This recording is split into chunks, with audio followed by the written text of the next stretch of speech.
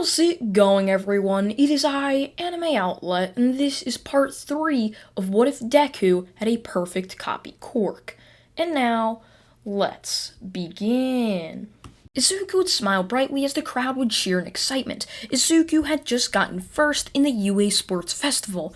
As she would be smiling brightly, would be sad just sitting down below him as he had gotten second. That was one of his last chances to prove to everyone that he was better than Izuku. However, with his loss, which was an easy defeat from Izuku, it showed that he clearly wasn't ever going to be stronger than him unless he spent hours upon hours of his time training just to beat a singular person. As all of the classes would walk back to the bus bay as they would head on to the bus and would then be dropped off back at the UA school building. There were still a couple of hours left in the school day, so everyone was just sitting around doing nothing, as Izuku would ask everyone if they wanted to head down to the school pool just for a fun day to just spend time at the pool, and it would actually be great as a training exercise. All of the students would agree as they would look towards Aizawa, who would just throw them a key that happened to be the pool to the school's pool. Alright, go knock yourselves out. I honestly couldn't really care less. There's actually swimsuits in your locker already. We were actually going to be doing some type of pool thing anyway, so I'll just let you all do that. As all of them would rush off to the locker rooms, get changed into their UA swimsuits, as they would then head off to where the pool was. Once they would all arrive there, Izuku would say they should probably do some races. Meanwhile, Shigaraki would just be sitting there listening as someone had called him over. So, what did you want to call me to call? Why'd you call me over here for? Shigaraki, Izuku mentioned something about a pool. What? You're kidding, right? We've been lucky we released him. I can't believe he hasn't showered in that long. Must have just been spending time with his family or something. Somehow I forgot to ask the doctor to make a burial one that buries itself under a thin layer of skin. No, Shigaraki, you're not getting it. You did make it, and that is... You're blind. A simple shower wouldn't do anything to it. It's only pellets of water, but an entire pool of it? That would completely destroy the device, especially if Izuku got cut on the neck area where it was. And I'm guessing he probably did because of the sports festival. So I think you're kind of screwed with this one, Shigaraki. Shigaraki would slam his fist down before yelling, "Damn it! We had him within our grasp! We were this close!" We just gotta hope he possibly gets injured before that, which I don't see happening. As Izuku would wait for people to say go, as Izuku's race would then begin. As soon as his neck touched the water, the device would short-circuit, as it would then flow out of the water, as it would then just self-destruct, causing a small bubble to rise up to the surface of the pool. As Izuku would continue on swimming, end up getting first in his just race, as Shigaraki would be sitting there just shaking his head. Now that we don't have him here, we're gonna need to plan an attack to get him back, and possibly get someone else back too. That would actually work quite well. As Shigaraki would look over towards the person, just asking to see if they agreed with him, as the person would just nervously nod his head. Yeah, that would totally work well. Especially if you were able to kidnap him back, we'd possibly be able to do something with his mind through torture, possibly even make him a Nomu. Think about that. That'd be the strongest Nomu you ever had. As Shigaraki would smile, liking that idea, as he would then walk over to where All For One's chamber was, after asking Kurogiri to hit a portal under him to send him wherever All For One's warehouse was. As Shigaraki would then tell him what had happened to Izuku, before asking him if they can just do another attack on UA to try to get him and other students to come with them. All For One would like Shigaraki's just train of thought and idea, and would agree to that, telling them, it's going to be a while until they find the perfect place or just day to attack them. So while all of this was happening, we see Izuku coming back along with everyone else after they had been told by Aizawa to get back to class as the day was coming to an end. As all of them would go back to class, they would then see a ton of papers there.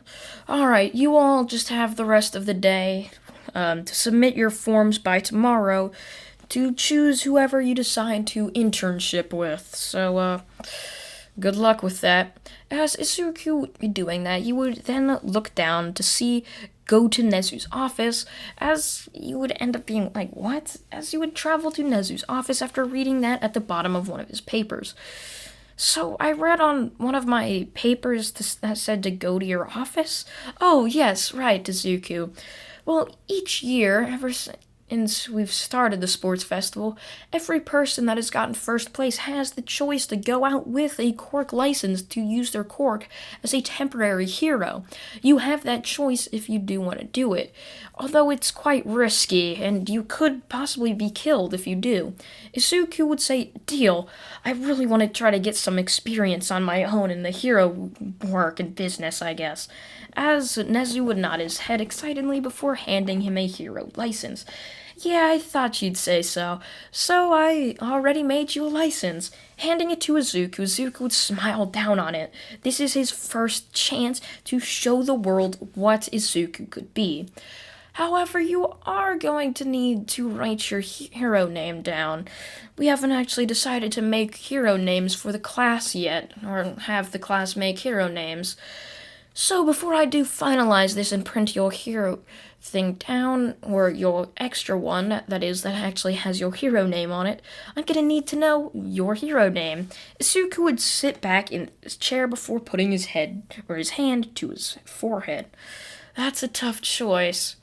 Well, I do remember being called a copycat in school, so why don't we go with that? Copycat. It does kind of sound right, or just go right off the tongue, I guess.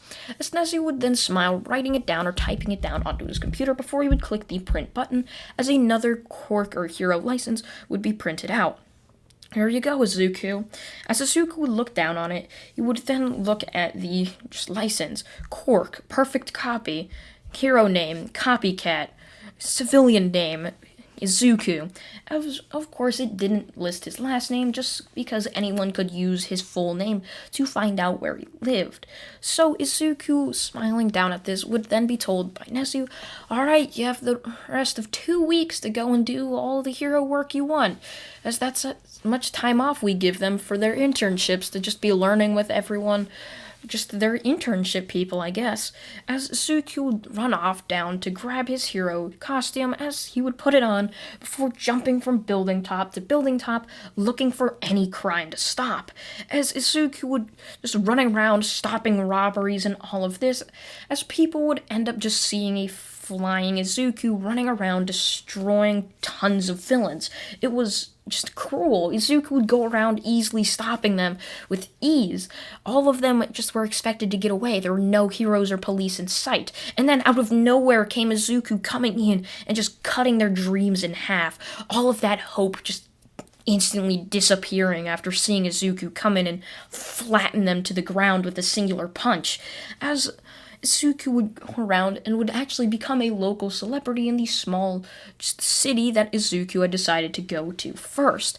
As all over the local news, it would be showing pictures of Izuku jumping around or punching villains or throwing them into the back of cop cars while also talking with heroes. Or police officers and other heroes that had arrived on the scene. As Izuku would just go from small city to small city, building up a name for himself. As Izuku knew in the big market cities where tons of villains were, there was obviously going to be tons of big pro heroes easily taking it out. So if Izuku wanted to get any action, he'd have to go to the small cities where no heroes ever go because it's so far off from any civilization or big police officers or big heroes that would actually be able to save them if they were to get in trouble. However, Izuku had no worries for this, completely being confident in his abilities.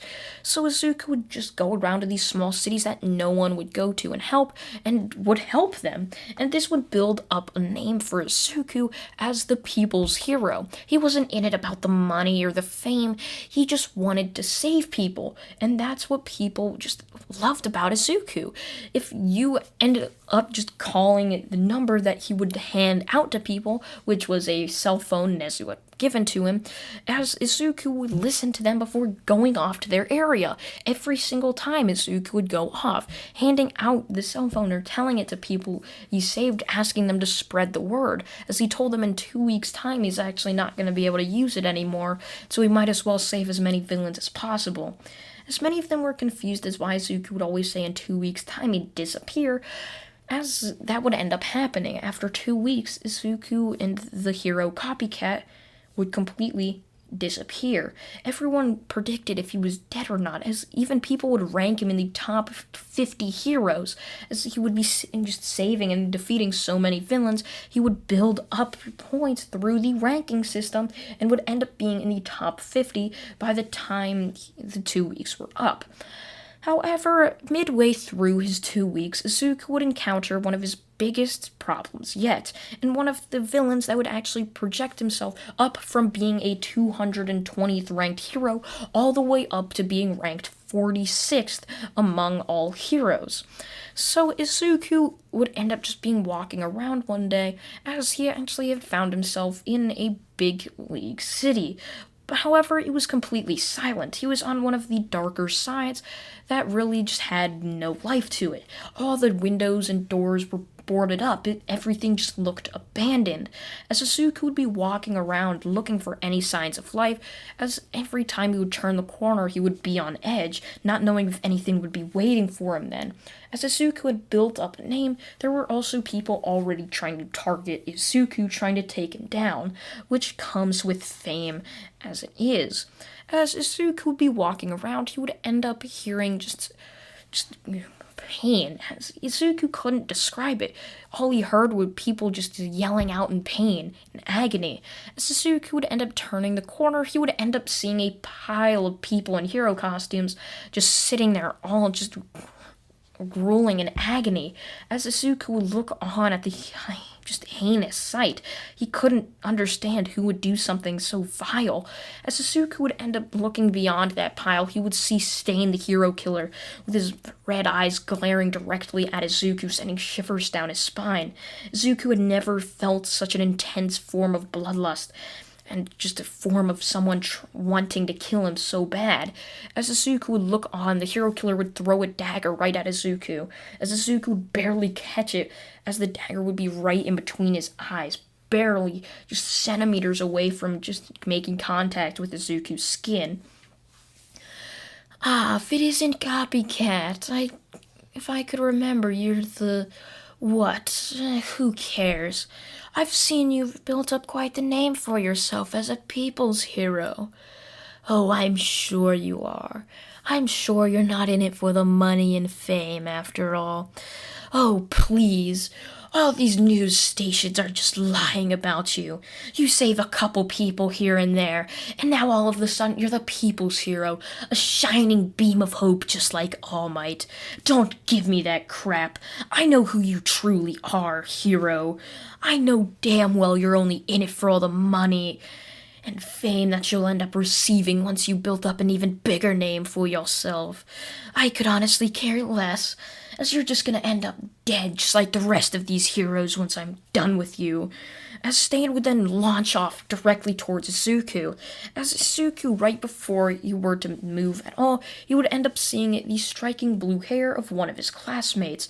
Izuku would recognize it immediately, as he would dodge Stain's attack, pushing the side of Stain's head the other way, sending him into the pile of heroes that was now behind Izuku.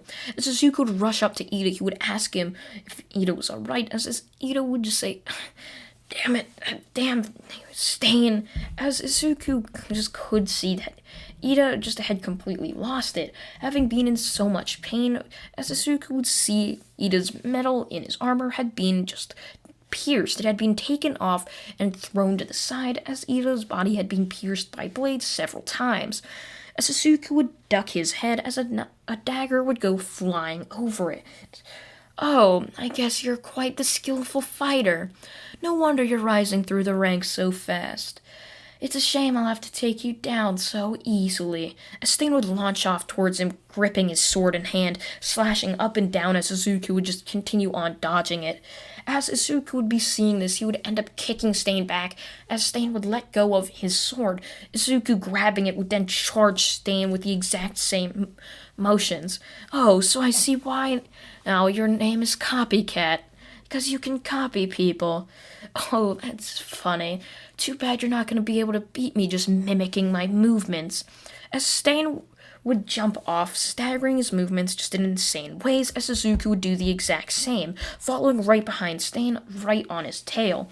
However, Izuku would mix things up a little bit, making things interesting.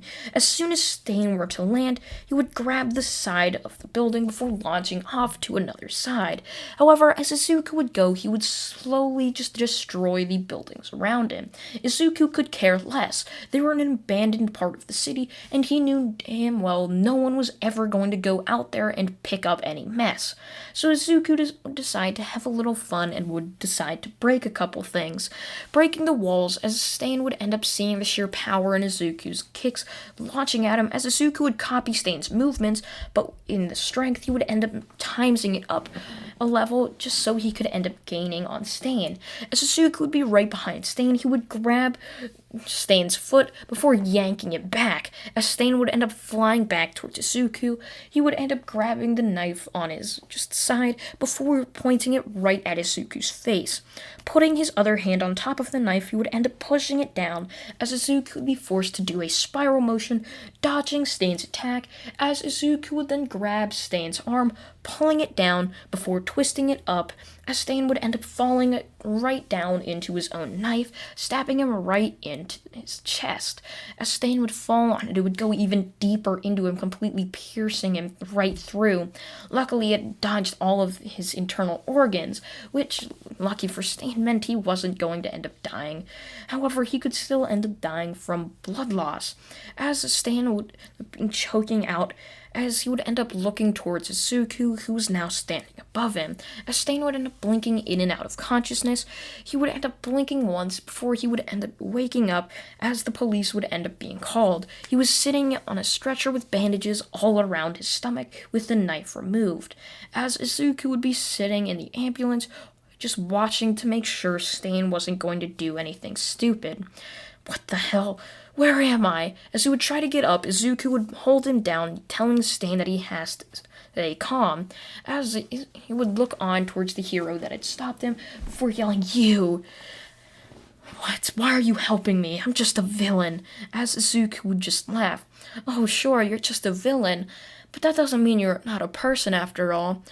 You're still a human being. Why should I have just killed you? I'll never take someone's life for just being someone that goes against my own ideals. That's quite a shameful thought. You shouldn't be doing something like that." As the ambulance would slowly come to a stop, as Izuku would open the back door before stepping out, as he had now tied Stain down, knowing that he was fully aware of what he was doing, as Stain would end up looking at Izuku, but not talking. However, he was thinking, I guess all those words about this kid were true. Maybe he is the people's hero after all. As Stain would then be stretchered off into the building.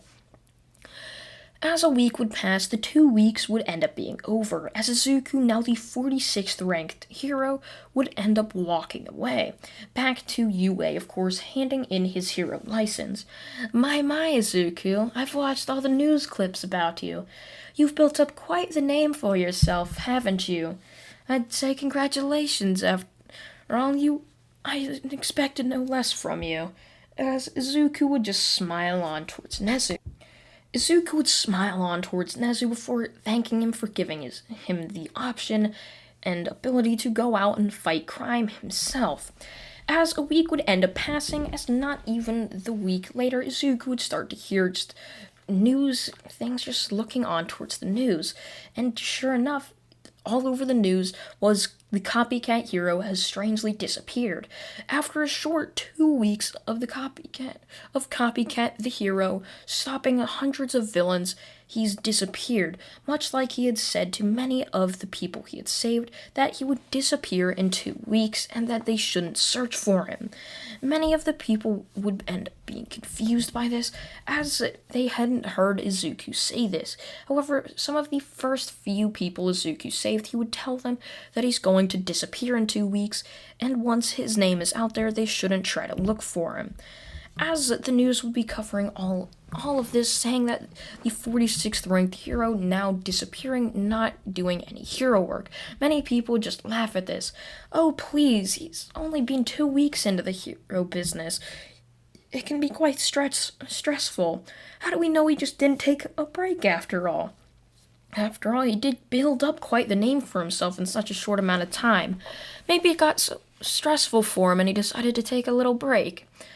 A month later, after all of this, people would end up still theorizing, as many heroes would come on and saying that their hero agencies would never let them take a month break, and it's safe to say that the copycat is just missing. As many people would try to search for him, however, they would be stopped by the few people that had heard Izuku tell them not to look for him. I'd say he's gone now. It's like an angel came from heaven to save most of us, but they only had 2 weeks down here to save many people, and they saved as many people as possible. So at least they did that, and it's only a tireless search to try to look for them. So, yeah, I wouldn't really say we should be looking for him right now. It's not gonna turn into anything. As after another month, people would end up finally just allowing for Izuku, or the copycat hero, to rest, even building up statues of him, as that is how famous Izuku was. He was only the 46th hero, but in these small towns where Izuku would go around saving everyone and would go to them even if no other hero would, people loved that about Izuku. He wouldn't care about how much money he would get from it or if he even got any money at all. He had done all of his hero work for free, and with that, everyone loved him, especially in these small towns, building up statues of him because of how much saving he had done for them, and locking up all of these villains in this small town, making sure that it was safe for all their kids and future people that were going to end up living there. As all of this would end up being happening, Izuku would walk into class one day as Aizawa would tell them that finals were upon them, as all of the students would then be moved into a massive auditorium where papers would be handed out, where they would then have to take the final exams before the summer. It was sort of a mid-year exam for them all. It was sort of a final exam. However, it was just as hard as one, but it really wasn't the final exam for the year. So, with all of that, Izuku would be taking that and easily pass it. However, now since they are in the hero class, Izuku had to take the hero exam as well. It was going to be a 3 on a teacher. Teams of 3 would go up against a certain teacher. So Izuku and his 2 other teammates, being Kaminari and Mina, would end up facing off against Aizawa, as Izuku would end up copying Aizawa's quirk, erasing it, so when Aizawa went to erase someone else's quirk, he couldn't. And so with Mina's acid and Kaminari's electricity, they would easily be able to take down Aizawa, as Aizawa would be saying, Zuko, I'm guessing you copied my quirk and erased it. I'm not sure actually how you were able to do that. I never thought my quirk could actually be erased, but good job, I guess. As the rest of their class would end up going, and some of them would end up passing, while some of them would end up failing as well. As all of this would end up happening, Izuku and all of them would walk into school one day 2 weeks after the final exams had been held. Well, class, I mean, thank you all, as many of you had passed the final exam, or the midterm exam. We just like to call it the final exam to stress some more people out. But I thank you all for taking it, since a lot of you ended up, failing. And you're going to have to take summer school while we're all in these our training camp that we're going to be doing. So why don't you all travel down to the bus bay, as it's going to be a long 12 hours up to the mountain tops, as that is where we are going to be training you all, as everyone would just groan out, having to now sit on a bus for a whole 12 hours, as they would all travel down to the bus bay, getting onto the bus, as many of them would fall asleep. Aizawa had told them to stay up all night the other night, or the other day he had told them to stay up all night so that they could sleep tomorrow. However, all of them just thought he would end up pulling some crazy type of training where they would need tons of energy, and so many of them decided to sleep. As all of this happening, many of them would be wide awake for the entire trip on the bus, as all of them would just be sitting there bored out of their minds, creating small talk with some of their friends. Finally, after a long, excruciating 12-hour bus ride, they would end up making it up to the mountaintops, as many of them would marvel up at all of the mountains and everything below it. Aizawa would then say, "Look, we still have another 5-hour bus ride to where the training camp's located. So, why don't you all head out?" As they would ask in confusion before being forced out of the bus. "What are you doing, Aizawa?" "Well, we still have 5 hours left until we make it to the training camp. You all, of course, have already spent 12 hours on the bus. So, why don't you start walking the rest of the 5 hours?" As all of them would look on in shock at Aizawa. "What? We have to walk now? You're kidding, right?" As Aizawa would just laugh. "Nope, I'm not kidding at all. I'd get to walking now." As all of them would Aizawa would pile onto the bus. However, before it would start moving, 4 other heroes would just appear out of nowhere. "Well, hello, Class 1A. We're the 4 heroes that specialize in mountain hop hero work, and we're going to be training you. However, the first bit of training is making it and finding your way to the facility, which you're going to have to deal with some obstacles by our Quirks after all. So I'd get going before any of the obstacles start to appear in full force just yet." As the bus would speed off, all of Class 1A would end up groaning as they would then start walking. However, after 10 minutes of walking, another bus would speed on by them with all of the windows open, as there they would see Class 1B just taunting them as they would end up driving on by. As Class 1A would see this, many of them would rush up before jumping onto the roof of the Class 1B bus, as they would end up seeing many of the mud structures in the distance, and they weren't about to have to deal with this alone, as many of the people on the roof of the bus would end up finding a way to pop the tires below them, causing the bus to come to a screeching halt, as all of Class 1B would end up piling out of the bus. "Damn it, what the hell was that for?" "Well, I'm not just gonna let Class 1B pass us and make to the facility first. We saw your teacher was actually on our bus, and it was just you guys, and I assumed some random person was driving the bus. So I might as well just have them walk with us back, just for the pain of Class 1B too, since we're having to deal with this as well." As many of them would just be looking on sadly towards Class 1A, who had made them to walk with them. And with the combined help of Class 1B, Class 1A and B would end up easily destroying all of the mud sculptures and all of the things that would be just halting their time, causing them to make it to the facility in a striking 12 hours, meaning that the entire trip happened to take an entire day.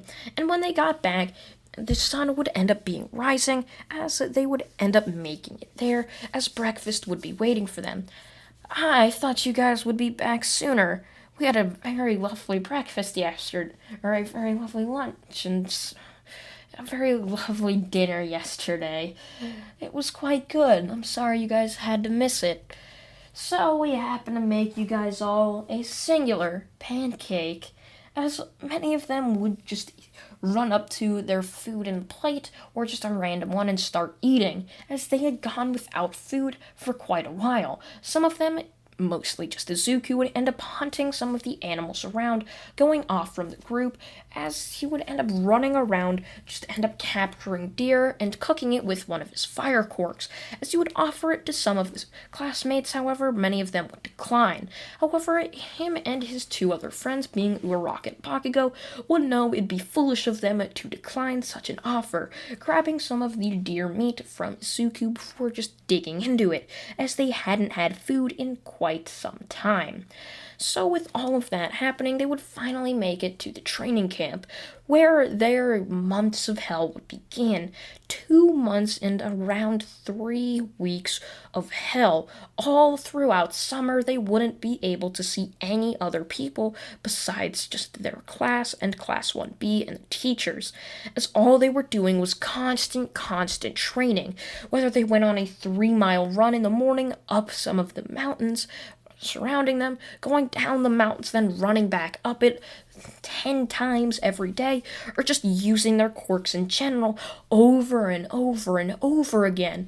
It was excruciating, all of that work every single day, day in and day out. That was all they would be doing, as many of them would just be longing for the end of the training camp, just waiting to go back and see their families or sit on a couch once again, as all they had were uncomfortable wooden chairs and cots that were cheaply made that they could all sleep on. There were no blankets, no just comfort items that they'd be using, as of course many of them didn't bother with the no blankets thing, as it was sometimes hot in the mountains. However, it would end up getting extremely cold at night, and many of the people who would ask would end up getting an extra mile ticked on to the total run that everyone had to do. So after a couple times of asking for blankets, everyone just sort of stopped and decided to deal with it. So when the final day finally came and they would be told that the day's up to you, we could care less what you're gonna do. However, we do have something planned for nighttime. Many of them would just love how they had finally gotten a day of relax. It was the last day of summer after all, and the teachers decided, hey, they've been just training for 3 months now, or almost 3 months. They might as well be able to get a day of relax at least. So many of them would head over to the hot springs, where they had spent most of the nights besides their night runs there, relaxing their muscles for the next day, as they would all spend some time just sitting there relaxing, as the night would end up just ticking on by, where they would end up coming out to see Aizawa and the rest of the teachers just sitting out on a campfire. Well, we decided to make up a game, Class 1B versus Class 1A. However, this isn't gonna be some, fight or anything. You all just did the UA Sports Festival. You all just don't need to be fighting right now. So, the game we're coming up with happens to be hide and go seek. So, that's basically what it is. Class 1B, however, is going to be going around as the Seekers trying to scare Class 1A. They also have to capture them after scaring them. It is a twist on hide and seek. It's not the game, or it's kind of like it. It's some random game we actually ended up coming up with, as the class would slowly nod their heads with the confusing explanation, as they would all just go out with Class 1A running off first. As all of this would end up being happening, they'd rush out just playing all of this game for hours. However, as soon as 12 a.m. hit, they would all end up hearing or smelling a burning, just scent, as many of them would look around wondering where that burning coming from. Many of them wouldn't care. Oh, it's just a campfire that the teachers had built. However, this wasn't the case, as many of them would look on above the horizon, and you would see massive blue flames towering over them like they were just an ant to a human standing over them. As they would look on in complete shock, there were skyscrapers and a city of flames coming right towards them. They were in awe at it. It was mesmerizing. So many of the students would just stare at it, as they just couldn't look on. However, many of them would end up realizing, this shouldn't be here. This doesn't belong. Many of them would rush back, trying to find their way back to the facility, and they would end up doing that, where they would end up being shoved into the building, where heroes would end up surrounding it. They decided to be too risky to go out and hunt for all of the students themselves, and would rather just stay back and defend many of the students there. It'd be too risky, as they would end up being split up if they were to go out into the forest. So with them all back there, these students in the forest were just hung out to dry. However, Izuku was one of the students that made it back to the facility in time. He decided to hide very close to the facility after all. As Izuku was running back to where the facility was, he would end up realizing something. Wait, where's Koda? As Izuku would end up realizing that one of the heroes people that were there, or one of their nephews, had just gone off. They were missing. As Izuku would ask the hero whose nephew it was, as she would end up looking on worried, not sure where he was. As Izuku would rush off looking for him, where he would end up finding where Koda's hideout was. As Izuku over that time had actually sort of become friends with Koda, as he would end up telling Koda that it's not good to push people away, and that's only something that would make him not have any friends, as Izuku would end up finding Koda sitting there up against a wall, staring at a massive person towering over him, much like the blue fire had done to many of his classmates. As Izuku would jump in, he would kick a muscular person, however it would go nowhere. As Izuku would use this to propel himself backwards, flipping over a rock, as he would end up halting himself, looking on, as Muscular would end up turning his massive body towards Izuku. Oh my, did you have a little hero come and rescue you, Koda? You're quite lucky. As Izuku would look on, as Muscular would end up smiling before cracking his knuckles. This is gonna be a fun fight. I haven't fought a twig in quite a while. However, as soon as Muscular said that, Izuku would copy his quirk before growing to the same size Muscular was. As Muscular would look on to see Izuku just standing right at him, as Izuku would run in before punching Muscular right across the face. Oh, so you're gonna try to use my own quirk against me. So I'm assuming you're that Izuku brat that the boss kept talking about. I'm in luck. I actually needed to kidnap you. As Muscular would try to wrap his arms around Izuku, however he couldn't. As Muscular would be trying to do this, Izuku would send ice shards flying everywhere, as a ball of ice with spikes all around it would form just around Izuku. As Izuku would have it happen, as he would hollow the ball out before being inside of it, as it would roll on towards Muscular at high speeds. As it would try to hit him, however, Muscular would try to dodge it, easily doing so. As Izuku would end up seeing this, he would end up shattering the ball of ice before grabbing one of the ice shards that he had broken, as he would put his finger into a flicking motion before flicking the butt end of the shard, as it would go flying before inserting itself directly into Muscular's one good eye. Ah, damn it, what the hell was that? As he would start to scream off in pain, as Izuku would just laugh. I noticed that your eye patch looking thing had fallen off and you don't actually have an eye under there. So I decided to make your one good eye and turn it into just making you blind, turning it into no good eyes, so you can't even see where I'm attacking you from. Muscular would turn around as if looking, trying to hear where Izuku was, just in an insane rage, as he would go off slamming his fists into the ground before yelling that he's gonna kill Izuku.